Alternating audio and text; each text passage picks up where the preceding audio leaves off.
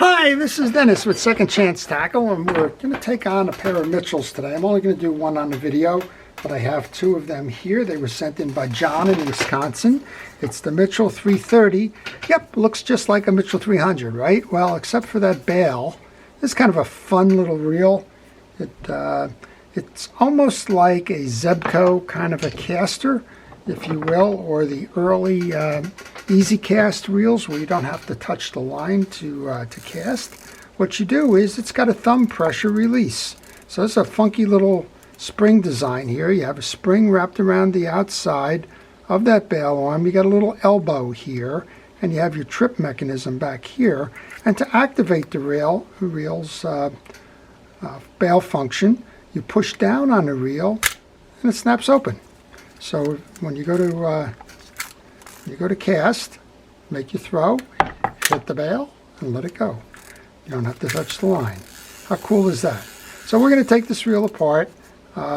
John told me that the bails don't work well. It wasn't any fault of his own, but it was very dry. As soon as I used some penetrating oil on that, it pretty much freed it right up. And so now we're just going to do our part to tune the rest of the reel up so that he can have trouble-free operation for a long time to come. So I'm going to start by removing the external pieces. When I do that, I like to put them into a parch tray. I use the bottom of a milk jug for that. I like to keep a protective glove on my hand. That way I don't get oils like that penetrating oil that I was using all over my fingers and mess things up. And while I do this, I also like to thank our first responders and essential personnel. That's everybody in law enforcement, EMT, first aid, fire, rescue, all of the folks working in the hospital wards, whether it's a COVID ward or just generally in the hospital. Everybody who's working in long-term acute care facilities, taking care of our aged population. Thank you so much for everything that you're doing and kind of putting it out there every day in terms of trying to keep us safe during this pandemic. Really is appreciated, and I thank you very much. All right, 3 screws. Take this off. This is pretty much the same interior design as a Mitchell 300. So for those of you that haven't seen the Mitchell 300 videos, don't worry. We're going to do one here. We'll show you how to clean it up, how to tune it up, and how to get this reel back to John to go fishing. So we start by taking off the gear side. There's 3 gears there. This is called the drive gear. This is your main gear, and this is the gear that drives the rotor up top here. We have the oscillating gear. We have an oscillating slide. And as I was mentioning on my my videos on the Mitchell 300, these things were so over-engineered for the time. What creative engineering and mechanical excellence was shown in the design and the manufacture of this reel. Really tremendous. And that design didn't change from the 40s. So yeah, they had newer models. I just got a question the other day on the Mitchell 300A and what were the differences. Well, interestingly enough, the interior wasn't much difference at all. They did change some case design and some other things with that. Well, here's why you do that. There's a whole bunch of grease that accumulates under this slide, and you want to make sure you clean that out. You also need to remove the axle shaft, which is what we were doing there. So we're going to take that axle shaft off. I'm just going to lay these here for a moment to go make sure that we get this cleaned. And I'm going to take off the top. Just because he told me he had trouble with the bail, I'm going to use a Mitchell tool here. It's a deep socket. You don't need a Mitchell tool, just use a deep socket. It's a 12mm socket. That'll enable you to work with that. So this reel had 2 problems with the bail function. The first was it was dry. The second one was the bail was pretty well bent up. And when you get a bent bail, it is going to put torsion onto the side posts and it will inhibit bail performance. I was able to remove this side and re-round the bail wire, which made that work more efficiently. All right, we're just going to pull this off now. We want to take that off because there's a channel here on this housing. We want to make sure that gets cleaned as well. And there's a baffle plate under here that we want to remove so that we can clean this up and make sure that this part of the bail trip gets cleaned and lubed as well. All right, there seems to be some line in here. That could have been a problem with the trip mechanism as well. So it's a good thing that John sent it in, and we're going to take care of it for him. All right, I think I finally ran out of penetrating oil with that cloud of dust there. I'm going to move over. I'm going to use CRC Power Lube. It's a kind of a penetrating oil as well. So I guess for the next series of videos, you'll see that can in my hand rather than the local hardware store brand. I really don't care what brand of penetrating oil I'm using for degreasing. It doesn't seem like there's much of a benefit to one or the other. You can get WD-40, you can get Liquid Wrench. You can use a variety of store brands, which I was using. The CRC Power Lube is very good. I guess you have Master Blaster and some other things if you really get into rusted situations, but here I'm just using it to make sure that we clean our case. All right, just do a little bit shot on this. On this one, the slide has got a lot of dirt all over it, but that slide only holds right here. That's where that metal piece is going to be sliding. So we can take a brush, get some grease here. I can find my brush. There it is. I use an artist's brush. I use Penn's Precision Real Grease. I don't really care about the greases either. I just say that you need to use a fishing reel grease, but what fishing reel grease you use to me doesn't matter. All right, this goes onto the case there. We line up our 2 holes, grab those screws that we took out and put those screws into the side case. These are the ones when you look on the back of the reel, you wonder, why do I have those 2 holes there? Well, these are the screw holes from the inside out. All right, so we got a little dirt there carried over. Let's grab the bottom of this. So I got an interesting array of reels coming this week. I got everything from this old Mitchell to some old bait casters from the 1950s, and I'll be working on those. I guess looks like I can tighten up the top one. Now we can come back in and work on this assembly here. So we've taken off the rear assembly. This is clean, so a little bit of Power Lube or whatever will make certain that the any remaining grease there is off.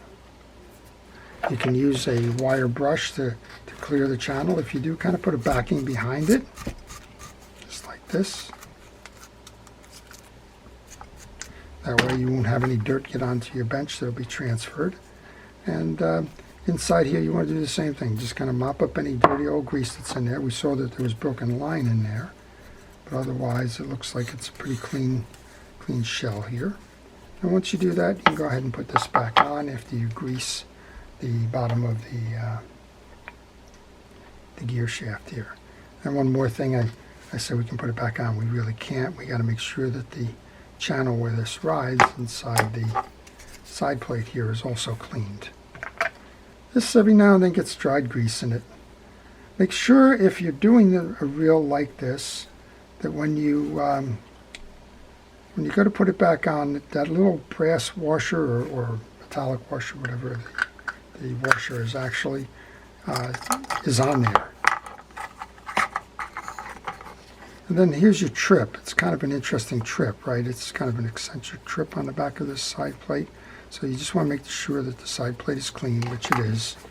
And that's kind of how it enables you to ramp trip that bail assembly. There's a little prong that sticks out here. There's a ridge in the side case. You need to line those up. And walk it down. Grab your top nut.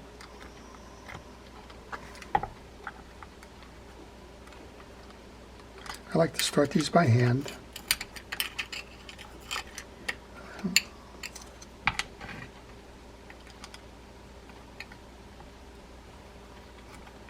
And once you get them started, you can go over to that deep socket, whether you're using that Mitchell tool or something else. Tighten that down, and we'll come down below.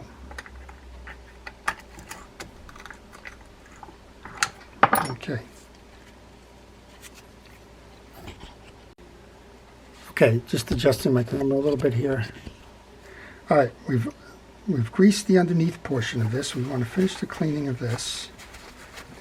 Now we can clean off the shaft of the axle. That just wiped off. It was nice and clean. If you have trouble, use a little piece of steel wool. Get the remaining grease off. If you need to, you can also use a kitchen scrubby. That's a little bit less abrasive than a steel wool, but you're not going to hurt this one with the steel wool. 4-0 steel wool. Don't go any more aggressive than that. We put some grease in that channel. Now we're going to put some grease on the back of the axle shaft. The axle shaft is inserted through the top, flat face forward. Just want to clean off the slide here. That's next up. And this slide is fine. It's just got tarnish on it, but nothing else. I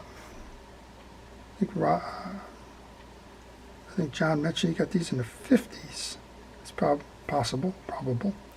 All right, there's a stud on the back of the slide here. We're going to put that in. This is clear, clean. Just check the teeth. There's a little bit of old grease in the front end of this. We can take that out with a cotton swab. Just like that, clean that up. Check the teeth, make sure they're not damaged.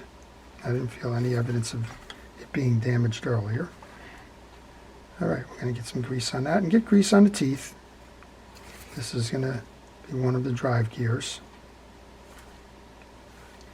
And then the best way I find to get this to work properly in the oscillation is I take the 3 tabs, face them down with the guide down, and you'll know if you have it once you set it in. This slide has to go all the way up and all the way down. If it's not doing that, it's not going to function properly. All right, we'll come over to the business side of this, the 3 gears.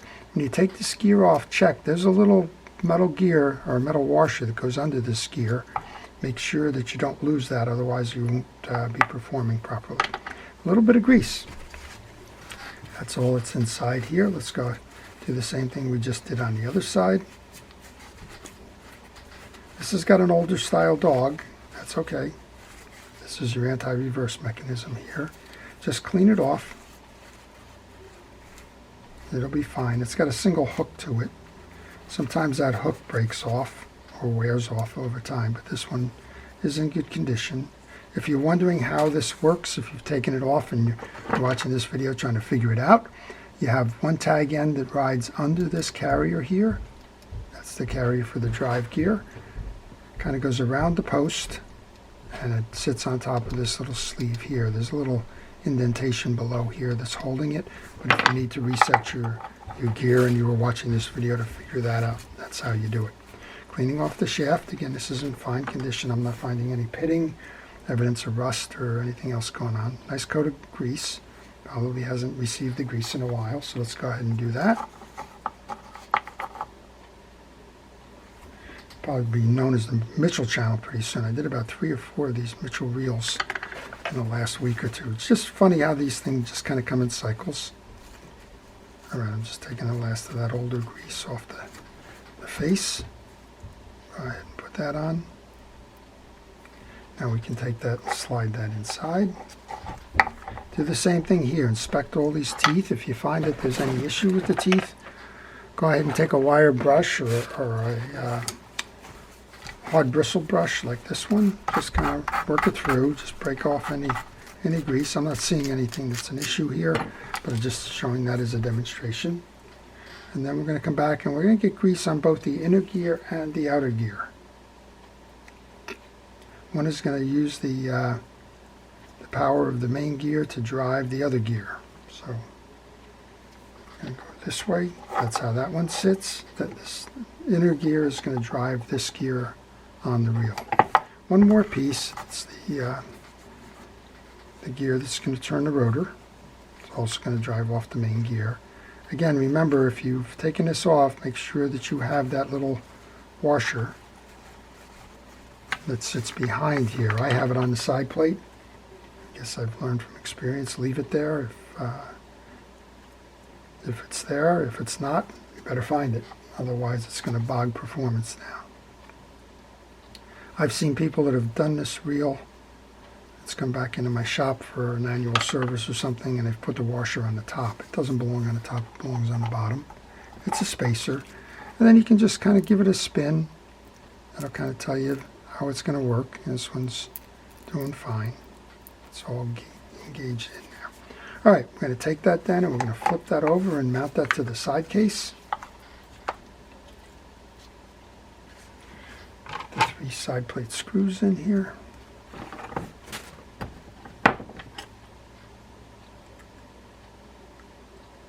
So if you like this kind of thing, I'm going to ask you to subscribe. I work on all kinds of reels. Saltwater, freshwater, bait casting, round bait casters, low profile bait casters, spinning reels, trolling reels. Basically, if it's a fishing reel, I work on it, although I don't work on many fly reels. We just don't see them in the area. And I don't have expertise there, I have to admit. But if you're looking for a variety, new, old, seems like every now and then I get in these patterns where all of a sudden I'm working on reels from the 1950s and 60s, and then I'm working on the latest in terms of the Shimano's or whatever the latest flavor of the month is. Okay, let's give that a ride. Look at that. Put the anti-reverse back on. Beautiful. Tighten that up a little bit. You left the spools home, that's okay. Beautiful reel. Click, trip, click, trip. Love that little feature. Kind of fun. Well, I can have fun for the rest of the day. I hope you do too. I'll have to move on, but I can play with that reel for a while now.